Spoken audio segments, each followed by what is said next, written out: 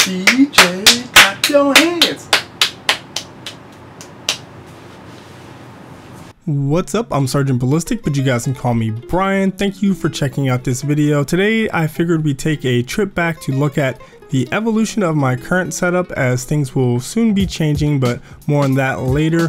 What you're looking at now is my previous setup in the exact same room. If you've seen my current setup / room tour, you know I have a pretty small space to work with, and my old setup didn't utilize it very well at all. So I watched a lot of setup content on YouTube and other resources like Reddit battle stations for ideas, and decided on the path to take. I wanted an area for my gaming rig, another for my editing PC, and another desk or table to double as a B-roll / studio space and workbench for building PCs and doing projects. So I decided to pick up 3 IKEA Linneman tabletops with Adil's legs to go along with them, all in white, just because they seemed like the most versatile yet minimal option for me.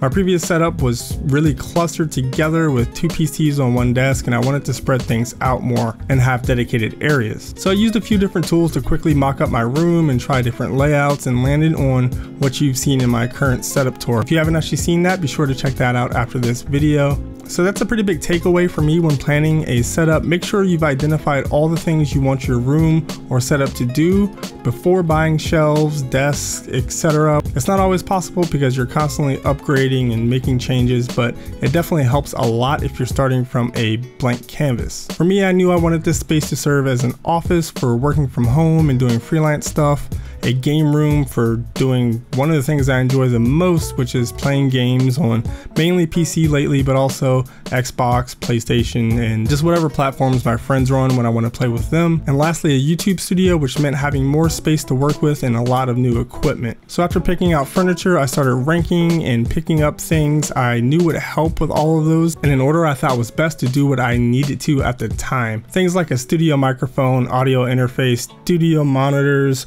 monitor stands, etc. So it was pretty much straightforward after that, building the desk and arranging them and stuff like that. But the hardest part, I have to say, was just not having anywhere to put things temporarily while I was making space in the current space. So I had to just kind of put things out in my hallway. Luckily, this area, the townhouse, is kind of just all mine, so I didn't really block my roommates in or anything like that.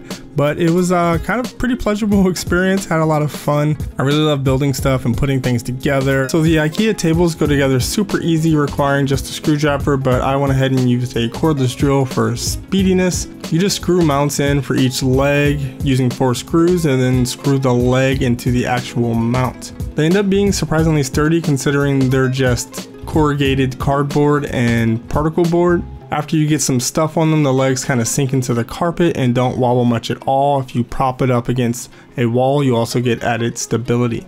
These Linneman tabletops come in a few different sizes and even have stuff like corner pieces, but I decided to just put 2, I think 40-inch models together in an L shape. I got 3 of these total, the other one being for a workbench, and I think each cost around $50 with the legs. My old desk was custom made from a piece of MDF and worked pretty well with multiple monitors and a PC and a little laptop on the side, but when I switched to using 2 dedicated PCs, one for editing and one for gaming, I had to stack screens and it just felt way too cluttered. I did really like the ergonomic pull-out keyboard and mouse tray I had for this, but it won't be needed with my new setup, so it'll be going. This desk was amazing to build. I had a lot of fun and learned a lot, and it served me well for over 5 years, but I ended up selling it to my friend who's hopefully enjoying it now for his music production setup. When I started putting everything in place, it just looked and felt so much more minimal and clean. I ended up cluttering everything up again with all the peripherals I mentioned earlier, but even with those, I just feel like space is more optimized for gaming or editing, whichever direction I'm facing. For those of you wondering, I really like having a separate editing and gaming machine so that if I mess around with new hardware, new software